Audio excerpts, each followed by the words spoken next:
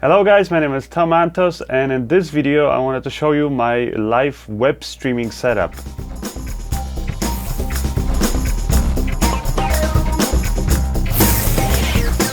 A lot of you guys have been asking me how I do my weekly Filmmaking Times show here on YouTube and also on Facebook. So I'm gonna kind of take you through the whole setup and everything that I have up here, all the equipment, and also explain to you really what you need to just to get started. I kind of, I didn't start with this right away. I kind of slowly built up into it. Anyways, the main thing you're gonna need obviously is a camera. You literally just need one camera. It could even be a webcam, honestly, but if you want to start with something better, then I would say start with any camera that you have. Could be a DSLR, DSLM. In this case, I have the Ursa Mini 4.6K. It's a great sort of a studio camera, so that's the reason why I'm using it. So that's the camera that you're seeing me up here on right now is my main camera. And the way that this whole thing works is once you have your main camera set up, you need to connect it to something so you can actually stream this over the internet. So now just off camera up here, I actually have all the elements that I need to actually do the show, actually be in it myself, but at the same time also operate everything, switch cameras, adjust audio levels, all that stuff. Now, if I wanted to, I can also have somebody, let's say if I have sometimes an assistant come by or a dedicated person to kind of do everything behind the scenes, then I can do that. But if I don't have anybody, and that's the beauty of internet these days, is that you can just have a live show that you're streaming and you could just be a one-man kind of operation. So here's my kind of a setup, which you can see. And this setup is kind of what I need for my show.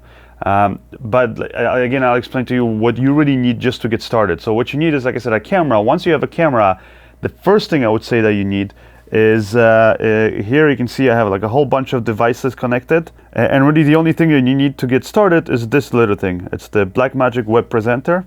And what this thing is it's actually like a little box. I just mounted it here on this kind of a rack mount, but you can take it with you. It's fairly small, and as you can see it has buttons 1 and 2. That's because you can have two inputs. One is an SDI input, the other one would be an HDMI. And you also have controls here because you can adjust the audio. You can see there's audio levels there, and I'm seeing myself there through the main camera. And the web presenter will allow you to connect, like I said, two cameras or two audio basically feeds. And also a microphone feed. So you with this you're basically ready to go. And basically from the web presenter, I'll show you guys afterwards in the back of my whole setup. I have a cable that are going to my computer, and then there you can see that I have on my computer I'm actually this is what I'm streaming over there. So anyway, so this is, like I said, sort of my base here of all of my web streaming. So what I have up here also that I installed is the ATEM switcher. This is also from Blackmagic, just like this one, the Blackmagic Web Presenter. So the ATEM switcher, what that does is it allows you to switch different, different video feeds, and also actually allows you to adjust audio. But I don't really use it because it's never intuitive for audio control. I mean, you have here a little knob, but again, it's not basically the best way of doing it. So you can adjust the audio, you can adjust a whole bunch of settings. And then here, basically what you have is you have a whole bunch of buttons, and these buttons are going to represent different camera feeds. So camera 5 is my main camera, and then I can switch basically. See, when I see a red button, that means that that's the camera that's actually right now armed or was actually being sent to the live feed.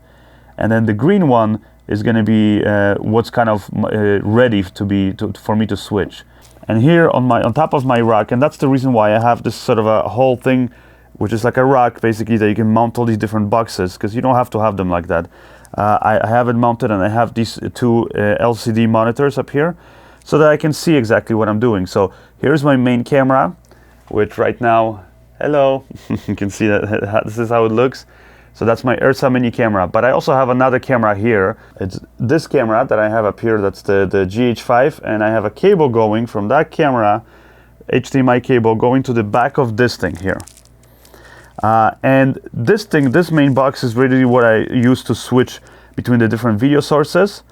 And then whatever I switch up here, or basically whatever is my main camera that I'm sending out, which is this feed, or this one here, I have it kind of larger, that's what's actually getting sent to the Blackmagic Web Presenter, and then from there it gets encoded sort of into like a webcam signal, and it goes over a USB cable down up to my computer there, and I can stream that. So anyway, so this is kind of what's cool about the Blackmagic Web Presenter, is that you have these dedicated buttons, and let's say right now I'm on camera 5, which is the main camera you can see up here, but now I armed already, this is my laptop up here, one of my laptops that I have, and I can, for example, on my laptop here, you can see, let's say I have, that's usually how I do my little intro of the show. So I have a little graphic, you see, a little animation, and that while this animation is playing, you'll notice here it's playing also on this window.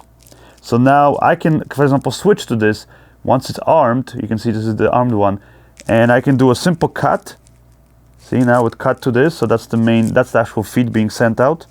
Or I can do dissolve. It will dissolve basically between these two cameras. So I can do a nice dissolve, and you can adjust settings for all the stuff, and there's a whole lot of advanced things when you get the ATEM switcher you can do, which I'm not even going to get into. But again, if you're really interested, once you buy it, you'll be able to play around with the stuff. There's a lot more you can do over like graphics and things like that. But anyway, so this is kind of thing. So if I wanted to now arm, let's say, my other camera I have here, which is the GH5, then I can now go here, and you can see I can cut, and now we're actually recording there the GH5. So that's the camera right now that you guys are seeing me through.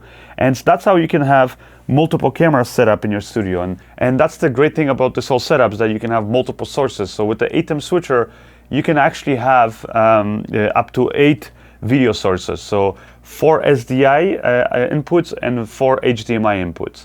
Now you can also convert them too, right? You can get a converter box.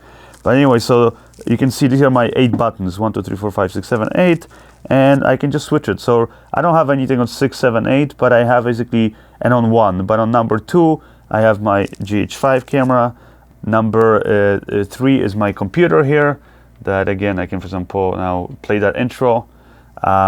Number 4 is my other laptop that I use up here, and this is what I use when, for example, I have a guest on the show, and the guest, for example, is joining me through Skype. Then he'll actually be able to, basically, I can Skype up here, and whatever I'm seeing up here is going to be visible up here on the screen, or basically up here. Right now, we just see my desktop from the computer. And then, like I said, here's my main camera here. So I can cut back to my main camera. So that's kind of how it's done. Now, one thing to keep in mind is that for the ATEM switcher to work, every video source that you have has to be basically the same. So the same resolution and the same frame rate. So I do it all in a 1080p, basically video source at 30 frames per second. You can do it at other frame rates. You can do it at 24, 30, 25. So that doesn't matter. Just that as long as all your video sources are the same, because if you have to kind of in here in your ATEM switcher, you have to set up what your standard is going to be, and it will only recognize inputs that are in that standard. The web presenter doesn't care. Whatever it gets from the ATEM switcher or from your camera, like I said, if you just wanted to get this as you're starting out, and that's kind of how I started. I first just had the web presenter, this little box, and I just streamed with that one camera. And actually, I had 2 sources. One was a camera, the other one was my computer. Later on, when I wanted to add other sources, that's when I got this ATEM switcher. And the monitor, again, you could just have one monitor. You could just use any sort of literally any LCD that you have. So you can use any little LCD monitor that you might already have. You can hook it up to your ATEM switcher, and you'll be able to see what's the signal that you're sending. Anyway, so this is, like I said, this is kind of my whole thing set up here as far as the video. As far as the audio, I have here, as you can see, this little mixer. There's various ones. This is one that I like. It's simple, but it allows me to connect, as you can see up here, 4 microphones, and those can be, I can send, for example, phantom power to them. So if I have like microphones like this one, I have a studio microphone, then this mic requires phantom power, like most microphones. So I can send phantom power through there, and that's on channel 1. That's basically my audio. And you can see here, it's showing me my levels here right now while I'm talking. And I can also adjust it here. So I can go lower, and now it's completely muted there on the computer. And here I can increase it. And here's my master level control. So if I want to just suddenly cut out all the audio, let's say if there's something horrible happens here and people are swearing or something, I can just go, and you guys won't be able to hear me. This is just my ear headphone control, because you can hook up my headphones, and I usually use my Audio-Technica ATEM 50X headphones, great headphones. My headphone review, I can talk about them a lot, but anyways, that's what I use. And then I have other video sources, so audio sources. So I have one which is going to be coming in from that computer, which is where when somebody calls me on Skype, then I can control their audio independently. And that's what I like, you know, and that's the reason why I would say it's good to have a little mixer board like this, is because they're cheap. This is 60 or 80 bucks, you can get it. And you can quickly adjust these, you know, these different audio levels. I can have, like I said, multiple other microphones, but I also have, for example, here the sound of here let's say my intro that I'm playing. So you can see my little intro here actually has sound playing. So now if I increase it here on channel 12, you'll be able to hear it there actually recording on the actual live stream. So that's kind of thing, and I can control this, and then let's see if I don't want to play that, then. And this is kind of how I use this computer also to, like I said, play the intro graphic, or let's say I want to do, I don't know, maybe here, let me cut to that screen here. So I can have the intro here playing, I can adjust the audio, like I said here, go up and down with the volume.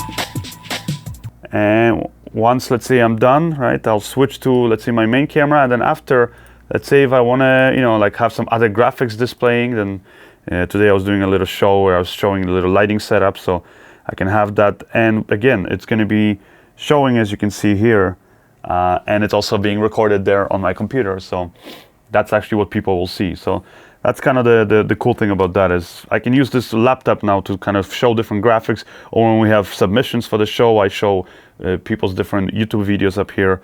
And again, everything just kind of shows up in my live stream. Going back a little bit to here, the mixer board. Yeah, you also have things like, for example, you have a compressor tools. You can adjust, you know, high, mid, and low kind of frequencies. Like, you have all these cool things that you can do. You can actually feed effects into it, more advanced stuff that I'll probably never do, but you can do all those cool things. So that's the reason why it's good to have a mixer board, because again, if I wanted to do this using here, this little knob on the Blackmagic ATEM switcher, or on the, you know, the web presenter, then it would not be very practical, because, you know, by the time you have to go through the menu buttons, and by the time you actually get to the menu, it's just, you know, it's never intuitive, never fast. Whereas here, I can quickly just adjust the levels, right? I can, you know, adjust the overall level, each individual levels. I can quickly get to it, and that's the reason why you want to have a dedicated mixer board. But again, this is something you're probably going to get into once you kind of slowly build up the thing. So I would recommend first, you know, you have a camera, probably get the Blackmagic, you know, web presenter. Then, you know, get like a good microphone. Like, for example, this microphone is again, it's just a great sort of a studio mic, especially for doing broadcast stuff. So again, you know, you hook this up, and you can hook that up directly to your Blackmagic web presenter. And then later on, if you end up deciding to get the mixer board, then you can get it here, you know, you can plug it into your mixer board. So that's kind of how this works. So yeah, so this is my kind of a full live setup, and now I'm going to show you guys here from behind, and get up here and just show you basically what we have up here. And this is sort of how everything looks. So you can see my studio is not super big, but anyways, this is the main camera.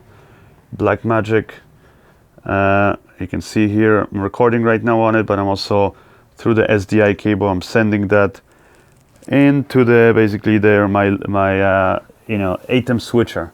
And here's how the, you know, the ATEM switcher looks. So let's get this light in there. So right now it's kind of a mess there.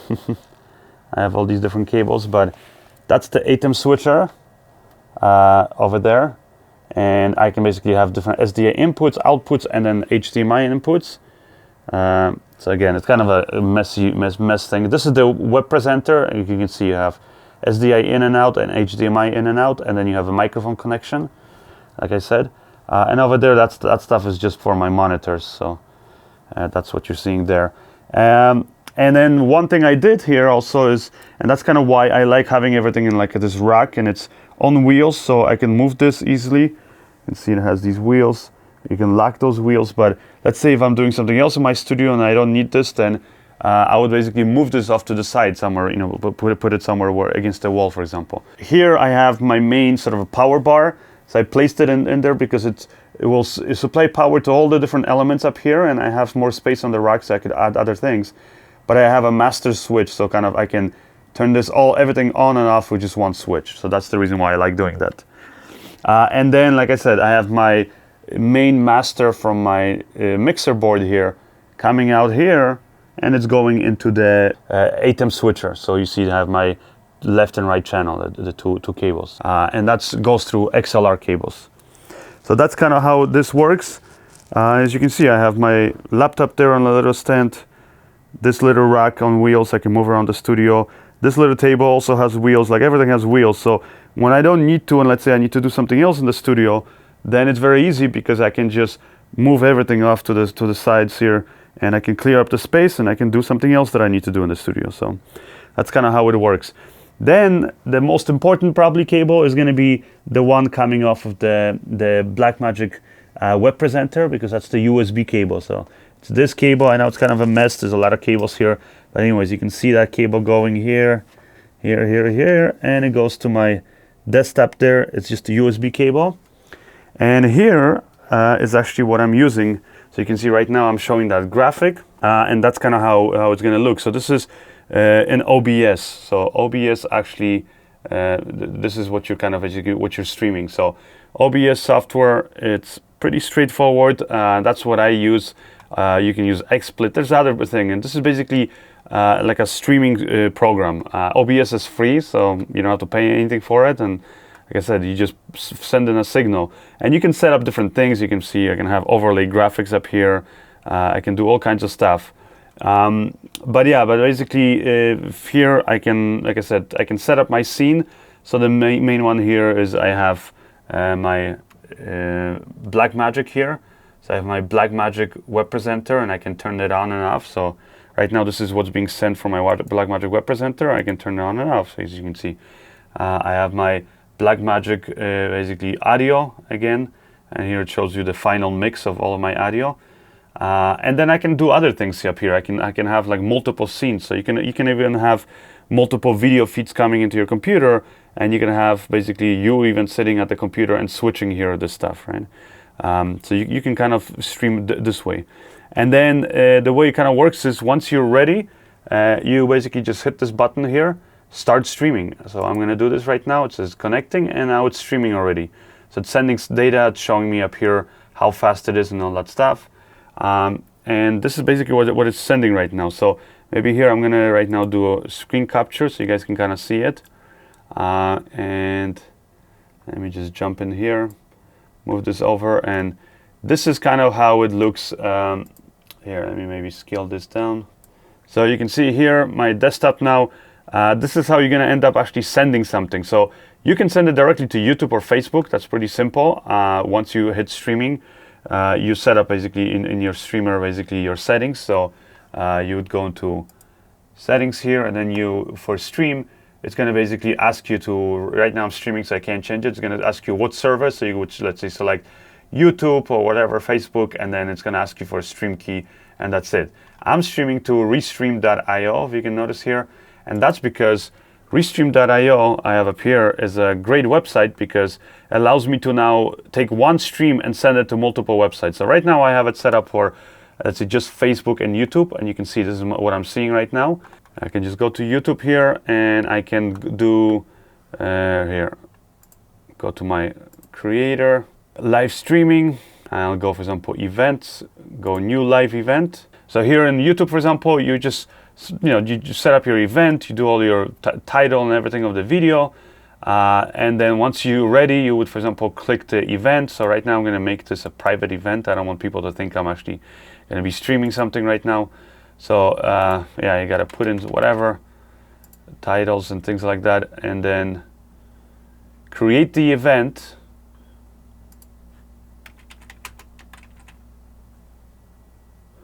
So there, created the event, and then in here, it's going to ask you for, like, let's say, a stream. So you can set up a different stream keys and all that stuff. So I can go, for example, create a new stream. I can give it a name, things like that.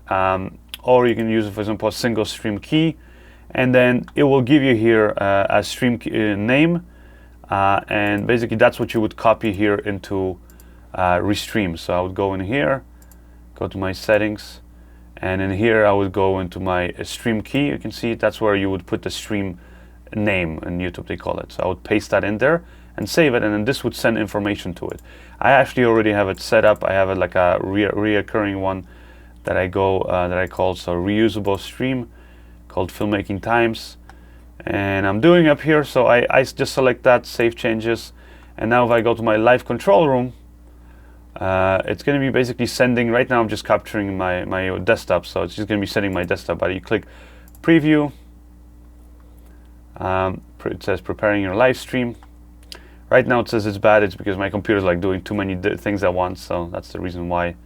But anyways, this is kind of, once it's accepted, it's going to say that it's previewing up here, and yeah, right now I could start streaming. So it's not you can't see anything up here right now because again I'm using the computer for multiple things, and it kind of doesn't know what to do. On Facebook, it's again very similar thing. You go to your Facebook, let's say, page. You can go to, on your Facebook, like your profile, you right away go to live video. But if you go, let's say, Facebook page, you can do on your private, for example, public, let's say, business page. You can go to publishing tools, go to videos, and then in here you have this little option called plus live video.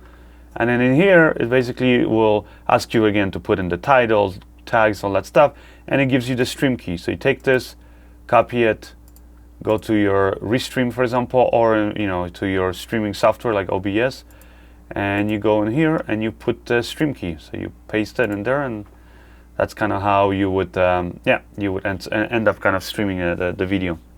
And once you're ready to go, let's say live on Facebook, you click here, go live, and it's gonna, whatever is being streamed from your Blackmagic web presenter is gonna show up in here. And then here in my studio, as you can see, I have my lights. So I have one light up here that I wish was actually an Aputure light. So I'll probably get another one of those LS lights, which I have up here with the softbox. As you can see, I have this nice softbox for it, and that's my fill light. This is my Keylight. The reason why I don't like this one is just it's good. It's good quality of light, but I wish I could have everything on a remote, because I actually have a remote here, and this remote will allow me, basically by pressing the button, I can turn on and off the lights. This is my Keylight here. That's kind of how it looks, and it's got a grid, so it's not spilling the light all over the studio, but just kind of concentrating on me. Here's my other light, which is the Aputure Light Storm, and it's with the little softbox. So again, it's my fill light. And then here behind me, I have on my ceiling, I just mounted, I have another Aputure Amaran light. It's great again because all of the Aputure lights can be controlled through this little remote. And then here I have KMTV Boltzen light, and this one's just used to kind of provide a hair light. So when I'm sitting up here, it's just kind of shining at me from behind. Whereas this one is used with a little diffuser here. I'm using it just to basically shine this light here onto my background here. So I have my background and things. Sometimes I do live streamings from here, so then I would actually use that as my key light. And that's it. And then the rest here is just have like some LEDs and an actual lamp and stuff, because this is actually my couch that I use sometimes.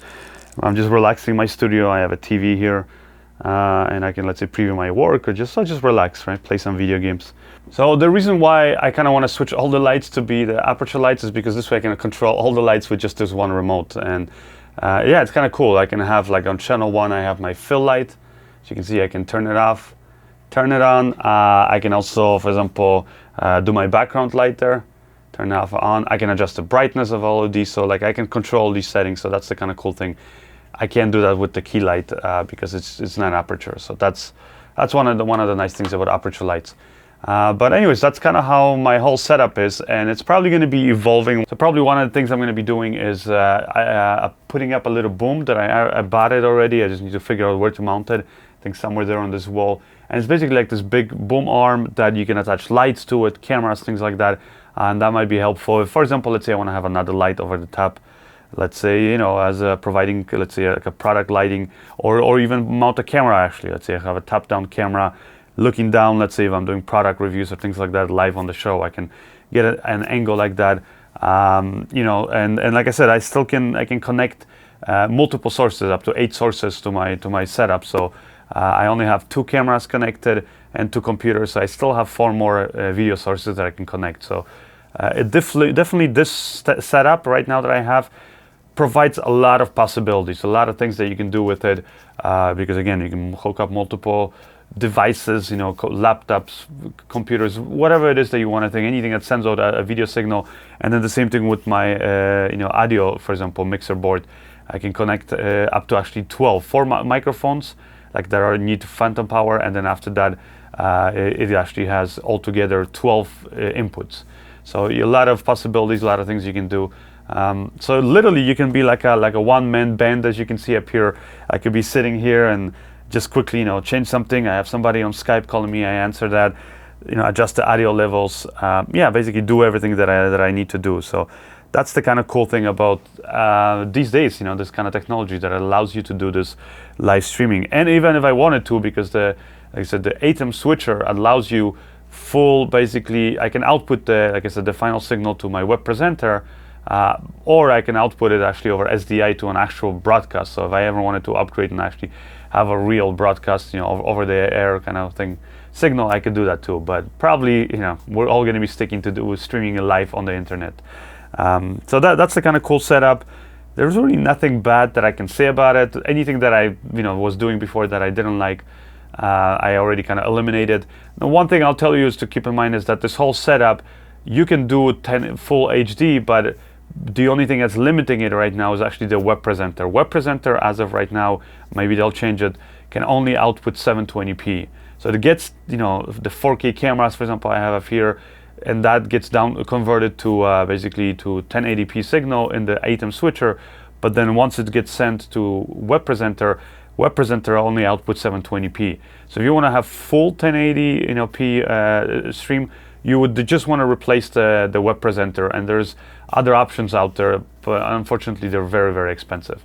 But there are other options that will allow you to do 1080p or even 4K streaming if you wanted to. So that's something that I might look into in the future, or maybe hopefully Blackmagic will release some kind of update for the web presenter and allow you to output basically 1080p. I'm not really looking to output or stream 4K video yet, but 1080p is good enough for me. But even like I said, so far I've been streaming everything in 720p, and that's even good too, because especially when you're streaming, you need you know, really good internet connection in CF Studio or whatever it is that you are, and also the people who are watching it. A lot of times people can't even stream or watch it, you know, in 720 or 1080p, I should say. So 720 is good enough for them. But anyway, so that's something to consider, to keep in mind. So hopefully you guys like this video. I'm going to provide all the links to all the gear that I'm using in the description of this video, as always, so check that out. Plus I'll have an article on my website at tomantosfilms.com, so make sure you go over there and check it out. So that's it for this video. Thank you guys for watching, and if you have any other video requests or things like that, definitely let me know in the comment section below. Bye.